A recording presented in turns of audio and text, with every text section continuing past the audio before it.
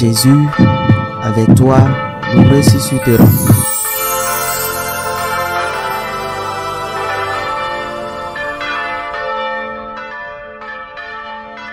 En ce temps-là, Jésus disait à ses disciples, « Mon commandement le voici, aimez-vous les uns les autres comme je vous ai aimés. Il n'y a pas de plus grand amour que de donner sa vie pour ceux qu'on aime. Vous êtes mes amis si vous faites ce que je vous commande. Je ne vous appelle plus serviteur, car le serviteur ne sait pas ce que fait son maître. Je vous appelle mes amis, car tout ce que j'ai entendu de mon Père, je vous l'ai fait connaître. Ce n'est pas vous qui m'avez choisi, c'est moi qui vous ai choisi et établi, afin que vous alliez, que vous portiez du fruit, et que votre fruit demeure. Alors, tout ce que vous demandez au Père en mon nom, il vous le donnera.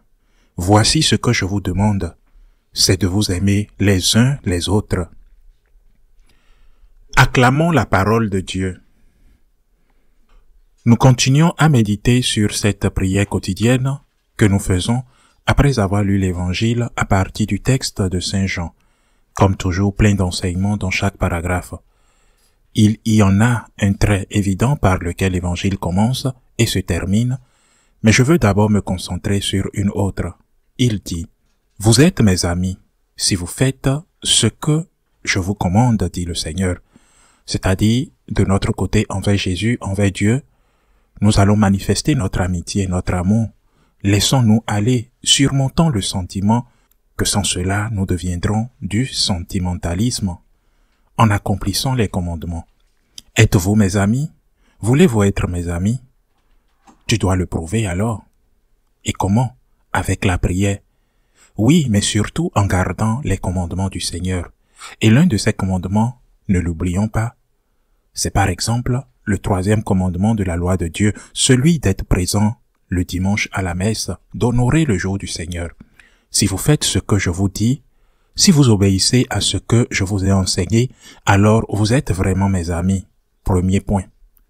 Mais ensuite, il dit quelque chose qui n'est pas contraire à cela, mais qui le complète.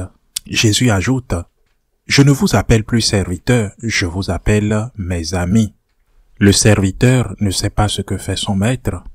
Je vous appelle mes amis parce que je vous ai fait connaître tout ce que j'ai entendu de mon Père, dit le Seigneur. L'amitié est une affaire de deux, Jésus et toi, Jésus et moi, Jésus et nous. Et chacun de son côté devrait faire un effort. Et que devons-nous faire de notre côté? Garder les commandements. Mais aujourd'hui, il s'agit d'un seul thème, l'enseignement. Je vous ai enseigné, dit-il, ce que mon Père m'a révélé. Je vous appelle amis parce que je vous ai fait connaître tout ce que j'ai entendu de mon Père. Et qu'est-ce que cela veut dire? L'enseignement moral, l'enseignement dogmatique, l'enseignement liturgique. L'enseignement n'est pas une punition, ce n'est pas un fardeau pour la vie, c'est un acte d'amour.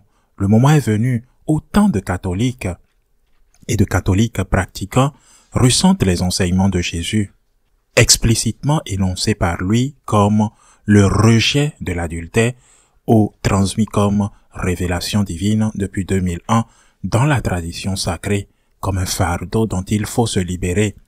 Les enseignements du Christ que l'Église nous transmet sont pour certains des fardeaux de toute la vie, qui les empêchent d'être heureux, qui les empêchent de profiter de la vie. Et c'est pourquoi il y a une demande constante de réduction de la valeur morale, de la valeur des commandements, une plainte sans fin, car s'il vous accordait les réductions que vous demandez, vous auriez appris la marche à suivre. Autrement dit, demain, vous verrez des réductions sur des réductions, une deuxième réduction, une troisième réduction, et nous allons conformément au monde. Mais le Christ ne doit pas s'adapter au monde, l'Église ne doit pas s'adapter au monde, c'est plutôt le monde qui doit s'adapter aux enseignements du Christ qui sont vie et éternels. Lorsque vous n'êtes pas capable de monter une marche parce que vos jambes n'ont pas la force de le faire, vous demandez d'abord que le sol soit plat, puis vous demandez des marches vers le bas. Il faut comprendre que les enseignements du Christ, je le répète, l'enseignement dogmatique par exemple, la présence réelle du Christ dans l'Eucharistie, l'existence de la vie éternelle, l'enseignement moral, maintenant j'y reviendrai, sur ce point par lequel l'évangile commence, mais dans tous les sens égal. Dans le 6e commandement et l'enseignement liturgique que tout cela est pour notre bien, est un acte d'amour. Le Christ nous aime, Dieu nous aime quand il nous a créés. Il nous aime quand il nous rachète en versant son sang pour nous sur la croix et pardonne nos péchés. Mais il nous aime aussi quand il nous enseigne. N'est-ce pas un acte d'amour d'apprendre que 2 et 2 font 4? N'est-ce pas un acte d'amour pour une mère de réprimander son petit enfant afin qu'il ne mette pas ses doigts dans la prise électrique, même si l'enfant ne comprend pas toujours? Ou quand elle lui apprend qu'il y a certains liquides qu'elle a bien cachés qu'il ne peut pas boire parce que, par exemple, de l'eau de Javel ou du détergent. N'est-ce pas un acte d'amour? N'est-ce pas un acte d'amour quand on vous apprend qu'il faut se brosser les dents plusieurs fois par jour? On est arrivé au point absurde où toute norme morale et toute règle, tout enseignement domestique est vu comme une oppression et que la vraie liberté, c'est l'anarchie morale. Évidemment, les conséquences sont là parce que toujours, absolument toujours, sans exception, il y a une victime. C'est-à-dire que quand vous faites ce que vous voulez, ce que votre corps vous demande, il y a toujours quelqu'un qui en paye les conséquences. Il y a toujours un faible, il y a toujours quelqu'un qui souffre de vos excès. Cet enseignement doit être répété, s'il le faut, parce que le problème que nous avons aujourd'hui, cette anarchie morale qui fait par exemple qu'il n'y a pas d'enfants et qu'il y a des dizaines de milliers d'avortements dans chaque pays et dans certains cas des centaines de milliers chaque année. Et c'est pourquoi? Parce que c'est un point plus lié à l'anarchie morale. Tu peux faire de ton corps ce que tu veux, oui, mais ce qu'il y a dans ton corps ne t'appartient pas. Comme si tu disais, j'ai un appartement loué et je peux arriver demain et tuer mon locataire parce que, comme l'appartement est à moi, je peux l'achever.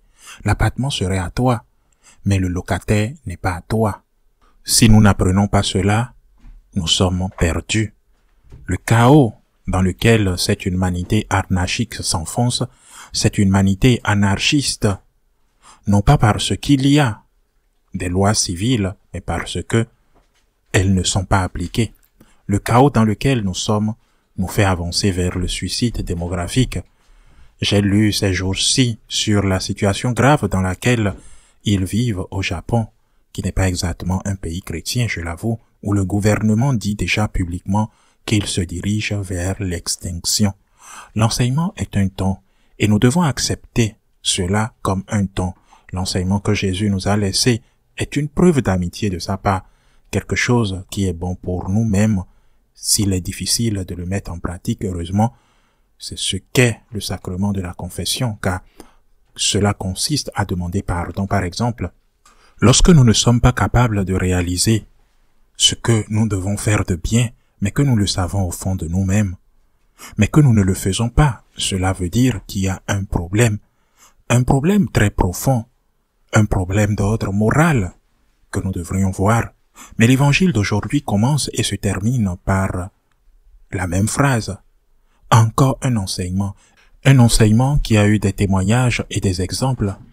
Ceci c'est mon commandement, que vous vous aimiez les uns les autres comme je vous ai aimé.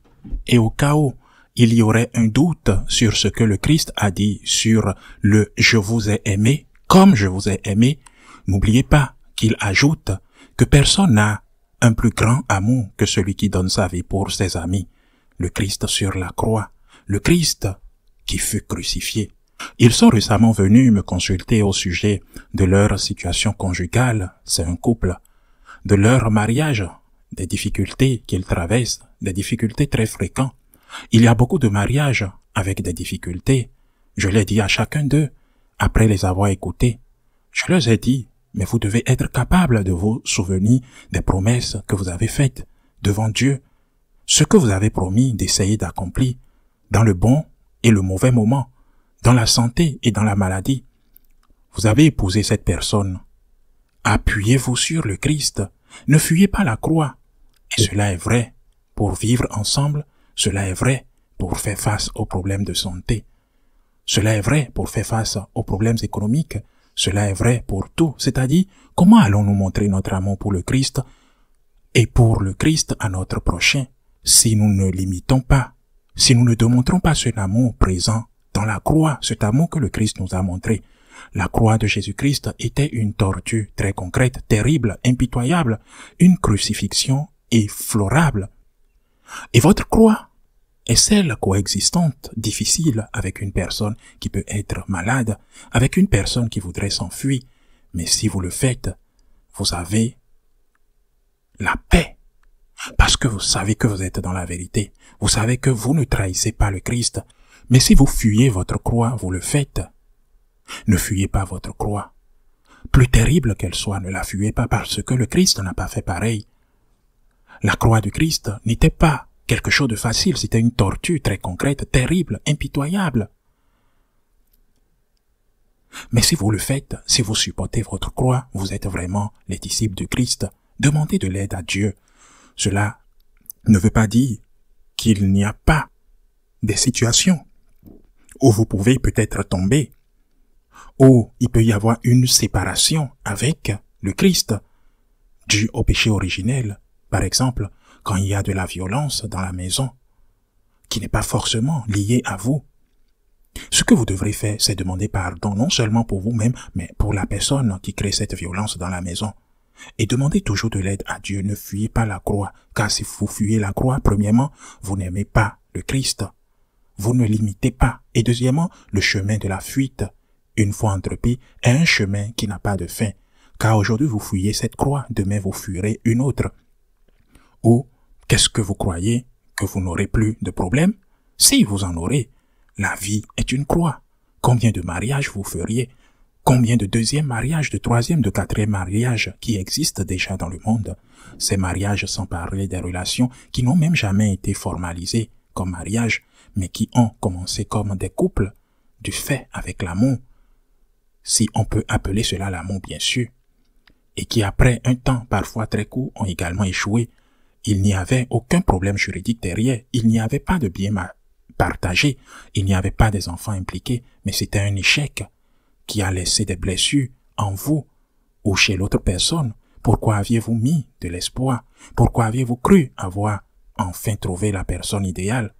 Combien de fois vous vous êtes trompé? Combien de partenaires de jeunes ont-ils aujourd'hui, tout au long de leur vie, disons sexuellement active? Combien? C'est beaucoup. Et chacun d'entre eux représentait une illusion et un échec. Et qu'est-ce qu'il y avait derrière? Je me souviens d'un enseignement qu'un ancien formateur m'a donné quand j'étais jeune séminariste. Il m'a dit, regarde souvent. Souviens-toi toujours, n'oublie pas ce qui est arrivé à l'idiot du village. En Espagne au moins on disait, avant c'était peut-être une manière péjorative, mais on disait avant que dans chaque village il y avait un idiot. Enfin, dans certaines villes ou dans certains villages, il y avait plusieurs. Mais souviens-toi de ce que c'est l'histoire de l'idiot du village qui un jour s'est laissé. Et il se dit qu'il ne sera plus appelé idiot du village et il a décidé de déménager. Mais dans une autre ville, quand il est parti, ou dans un autre village, il continue d'être l'idiot de ce village parce que le problème n'était pas le village, mais c'était lui. Et il a ajouté que mon formateur, à la différence que maintenant, il y avait 2 villages où tout le monde savait que c'était un idiot. Quand tu t'enfuis, quand tu n'es pas capable d'embrasser la croix, eh bien, ça t'arrive comme l'idiot du village. Eh bien, oui, tu abandonnes cette croix, ce qui est terrible, oui, mais je suis sûr que tu n'en trouveras plus. J'insiste sur le fait qu'il y aura des situations extrêmes dans lesquelles il est effectivement nécessaire de mettre une certaine distance entre toi et cette personne qui te fait vivre des situations difficiles. Il faut mettre une séparation, l'Église l'a toujours permis. Et j'ai toujours donné l'exemple de la violence. Mais n'est-ce pas qu'au fond, nous ne sommes pas capables d'aimer non seulement par imitation au Christ, mais d'aimer la personne qui nous fait du mal, que nous ne supportons pas, que nous n'arrivons pas à supporter quelque chose dans tous les domaines, que ce soit dans le sacerdoce, la vie religieuse, la vie communautaire, la vie conjugale, la vie professionnelle. Aimez-vous les uns les autres comme je l'ai fait, dit le Seigneur. Et les autres n'écoutent pas et ne le font pas. Ils n'ont pas de référence. Nous devons le garder présent dans nos vies. Nous devons être des exemples. Et ce que nous avons appris, ce que j'ai appris, ce que les saints ont toujours fait, c'est demander de l'aide au Seigneur. Seigneur, apporte-moi de l'aide. Dans cette vie, cette croix que je traverse, j'ai besoin de toi. Donne-moi la force, Seigneur. Car mes genoux tremblent. Aide-moi, Seigneur, à porter la croix, à aimer comme toi et à souffrir comme toi. C'est ce que Saint François d'Assise a dit au Seigneur dans cette grotte du mont Aubernia, juste avant de recevoir les blessures. Je veux aimer comme toi et je veux souffrir comme toi. Et pour cela, ce que tu dois faire, c'est être humble, demander de l'aide. Et si tu tombes, sois humble, demande pardon et continue de lutter. Ainsi soit-il.